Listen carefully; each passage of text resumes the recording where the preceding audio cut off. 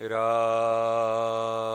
राम राम राम राम राम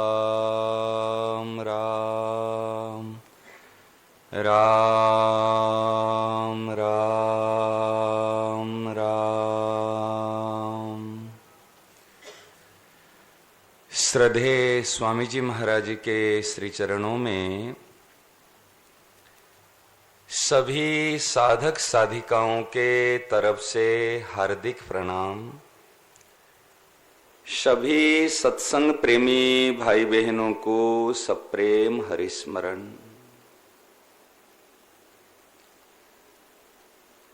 प्रकरण की सार बात यह है,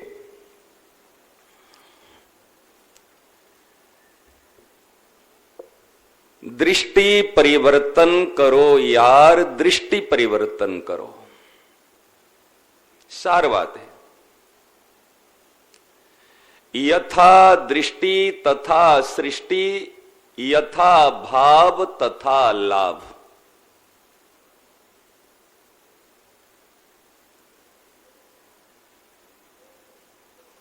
अपनी दृष्टि में संसार है और अपनी दृष्टि में ईश्वर है। संसार का निर्माण हमने किया और ईश्वर का निर्माण भी हम करेंगे।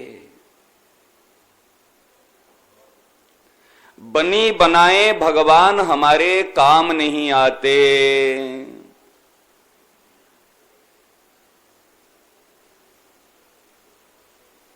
बनी बनाए संसार हमको नुकसान नहीं पहुंचा रहा है। ये संसार का निर्माण ईश्वर ने सेवा के लिए बनाया। ये सेविका है, जिसको हम माया नाम से कहते हैं, प्रकृति नाम से कहते हैं। ये माधव की पतिव्रता स्त्री है, सेविका है। माया प्रकृति जितने ईमानदार है ऐसा कोई नहीं हुआ है। आज तक उन्होंने माधव को छोड़कर के किसी को भी अपना स्पर्श नहीं किया। ऐसे पतिव्रता महाराज, किसी ने माया ने किसी को स्पर्श नहीं किया, केवल माधव को स्पर्श किया।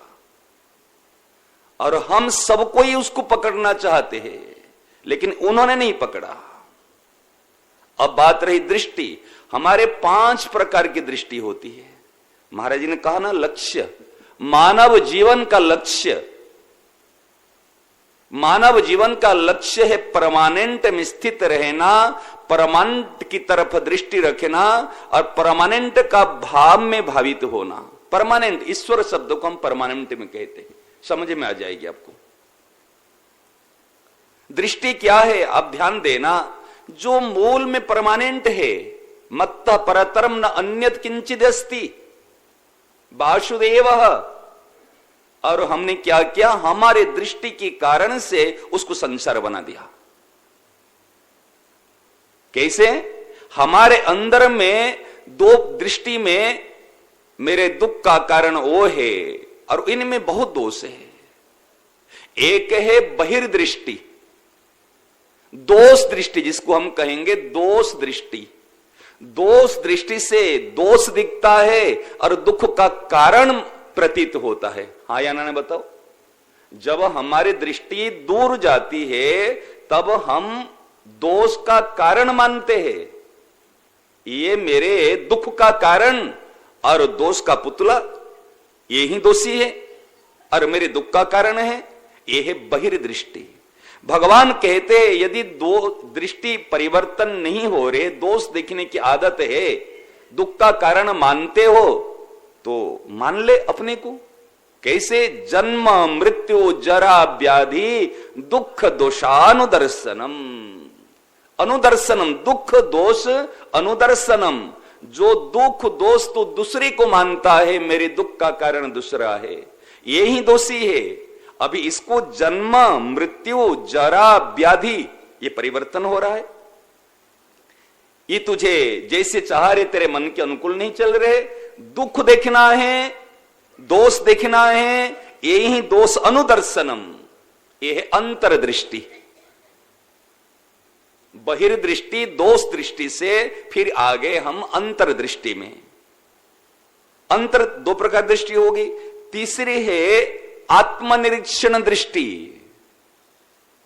आत्मनिरीक्षण, अपने आप का दर्शन करना। मैं स्थायी रूप में हूं, बचपन में जो था अभी भी हूं, 20 साल पहले था अभी भी हूं और बाद में भी रहूंगा। यह आत्मनिरीक्षण दृष्टि, जो स्वामी शरणानंद जी महाराज जी ने पहला सूत्र एकादश सिद्धांत में जो पहले दृष्टि दिलाई है, उससे पहले दो दृष्टि की हम कर ले। आत्मनिरीक्षण दृष्टि, स्वयं की तरफ दृष्टि जाए।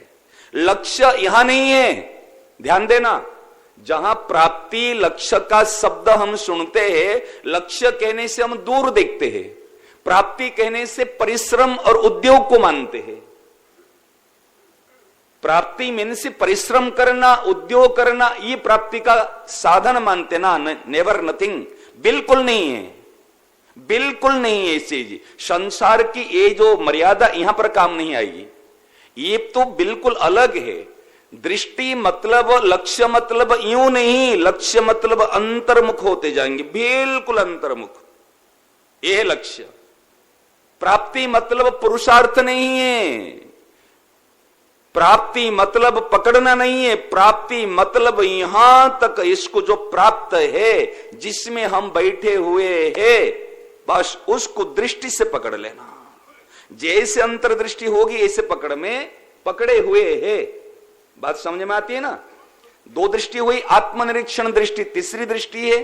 फिर बाद में वासुदेव,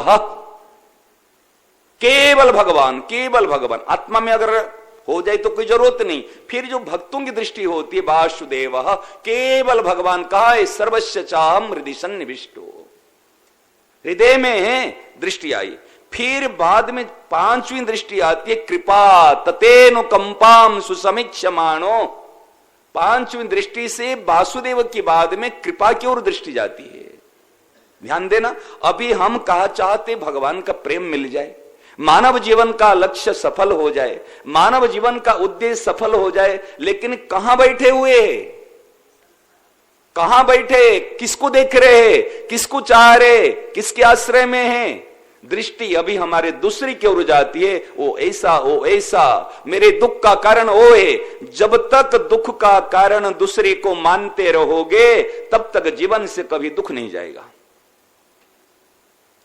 ये दृष्टि, इसलिए दृष्टि परिवर्तन करो यार, दृष्टि परिवर्तन करो। सृष्टि को परिवर्तन करने की कोई आवश्यकता नहीं है। जिन्होंने दृष्टि को परिवर्तन किया वो महात्मा हैं। जिन्होंने दृष्टि जिसकी परिवर्तित तो हुई है वो परमात्मा है। परमात्मा और महात्मा की दृष्टि एक है, इसलिए दुर्लभ माना गया। ये महात्मा ने कोई वस्तु को थोड़ी परिवर्तन किया, व्यक्ति को थोड़ी ऊपर से परिवर्तन किया, रंग थोड़ी पोता, उन्होंने अपनी दृष्टि को परिवर्तन किया। ये संसार नहीं है, वासुदेव है। कैसे? जहां भी दृष्टि गई, ये भगवान ही बहुनाम जन्मनामन्ते ज्ञानवान माम प्रपद्यते वासुदेव सर्वमिति स महात्मा सुदुर्लभ। केवल हमारी दृष्टि और क्या है महाराज? भाव। सद्भाव है भगवान, दुर्भाव है अभिमान। केवल हमारी भावना, भावना क्या होती? जहां दुर्भाव होता है वहां पर अभिमान क्रिएट होता है। लेने की भावना, दुर्भावना क्या है? लेने की भावना। अगर लेने की, किसी से कुछ लेने की भावना नहीं है तो खराब कौन बनेगा? मेरा आपसे लेने का भाव नहीं तो आप क्यों खराब बनोगे? यदि मेरी लेने की, पाने की कोई इच्छा है तब तो मेरे लिए आप खराब होंगे।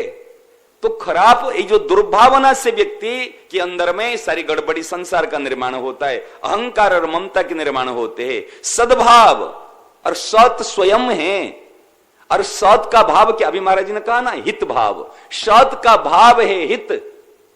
सत जो सत स्वरूप में प्रतिष्ठित हो जाता है, आत्म स्वरूप में प्रतिष्ठित हो जाता है, भगवान के चरणों में प्रतिष्ठित हो जाता है, उसके अंदर क्या भाव आएगा? कोई कहेगा मैं तत्ववादी हूं और आत्मज्ञानी हूं, मैं भगवान का भक्त हूं और मैं अपने लिए चाहता हूं। भक्त कभी अपने लिए चाह नहीं सकता। तत्वज्ञानी, आत्मज्ञानी कभी भी अपने लिए चाह, अपना कहां से आया? जड़ता का नाश है, जड़ता नहीं है। इसलिए ध्यान देना, जो सद्भाव है, सत में जो भाव है, सत का भाव होता है देना, असत का भाव होता है लेना, और लेने से सारे अनर्थों का जड़ है लेना। लेना ही दुख का कारण, लेना ही अशांति का कारण, लेने से ही संसार का निर्माण, लेने से ही नरक की गति। लेना बंद करो और देना चालू करो। और देना ही साधन है, देना ही समाधान है, देना ही जीवन है, देना ही ईश्वर है, और देना ही हमारे जीवन की सार्थकता है। इसलिए हमारे अंदर में दो है, दृष्टि और भाव। इसलिए हमको लक्ष्य मतलब वहां मत देखना, प्राप्ति मतलब वहां पकड़ना मत। लक्ष्य मतलब देखो दोष दृष्टि, फिर दोष दृष्टि देखना तो अपने में जन्म मृत्यु जरा व्याधि दुख दर्शनम, अपने दोष को देखो, विकास होगा। दूसरी दृष्टि, फिर आत्मनिरीक्षण दृष्टि, फिर भगवत दृष्टि, फिर कृपा दृष्टि।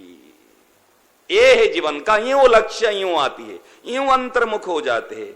और भाव में लेना का भाव नहीं है, केवल देना देना देना देना, क्योंकि हमको भगवान ने देने के लिए हमारा निर्माण किया है, और देना ही वास्तव में जीवन है और लेना ही मृत्यु है। यही सार बात है। बड़ी कृपा से ये सौभाग्य मिला हुआ है रामचरितमानस का। 2 बार तो होता ही होता है, लेकिन इस बार तीसरी बार तो ये मौका, ये लाभ को कोई छोड़ना नहीं, वंचित नहीं रहना। महाराज जी यहां आकर के यदि एक कार्य में शामिल नहीं होंगे तो अपने को अफसोस होगा, मैंने कोई बड़ी चीज को छोड़ दी, कोई कृपा से मैंने वंचित रहा। समझ रहे ना, आगे पीछे सब हो जाएगा, लेकिन बड़े प्रेम से, बड़े भाव से आकर के देखो। सच बताओ महाराज, प्रत्यक्ष स्वामी जी महाराज इसमें विराजमान है। हम सबको ही महाराज जी को दर्शन करते हुए महाराज जी की सानिध्य में ही पाठ करना। हम सब उनके बच्चे हैं और महाराज जी प्रत्यक्ष से विराजमान हैं उनकी गोद में, उनको प्रसन्न करने के लिए, सेठ जी को प्रसन्न करने के लिए। और हमारे पाठ बड़े प्रेम से, जैसे कैलाश महाराज जी ने बताया ना, एक दोहा चौपाई नहीं छूटे। ये ध्यान रखना, जितना समय इंटरवल का जो समय होगा, इसमें पूरे उस समय से पहले आकर पहुंच जाएंगे। जितना समय, समय अनुसार बिल्कुल समय से शुरू होगा, और समय से इंटरवल, समय से जो समय दिया गया उससे पहले नहीं जी भाई मेरे को आने में थोड़ा सा विलंब हुआ, फिर छूट जाएगा। पूरा पंचुअलिटी आनी चाहिए हमारे में, समय के अनुसार। महाराज जी कितने समय को ध्यान देते थे। इसलिए इस प्रकार हम बड़े प्रेम से, उत्साह से, एक तो गंगा मैया की गोद में, सानिध्य में, और प्रत्यक्ष स्वामी जी महाराज विराजमान है, भाव रख के, और बड़े उनको प्रसन्न करने के लिए हम पाठ करेंगे। ठीक है। हे ना, हे मेरे ना, मैं आपको भूलू नहीं। हे मेरे ना, हे मेरे प्राण ना, कोई भी आपको भूले नहीं। हे मेरे प्यारे, हे मेरे प्राण प्यारे, कोई भी अपने आप को भूले नहीं। एक प्रार्थना है पाठ में, प्रत्येक व्यक्ति अपने अपने आसन, निर्धारित आसन कर ले। पर्याप्त जगह है, जगह की कमी नहीं है, ठीक है ना। और पर्याप्त है, अपने अपने आसन, निर्दिष्ट आसन करे, और एक आसन हो, एक ग्रंथ हो तो उत्तम है। अगर आपके पास में हो, नहीं तो अपने कैलाश से महाराज व्यवस्था कर लेंगे। लेकिन आसन आपका खुद के लेकर आओ, बढ़िया। नहीं तो कुछ नहीं तो कोई चुनरी हो कि कोई गमछा हो, कपड़ा खुद का कुछ भी है ना, बिछा दो।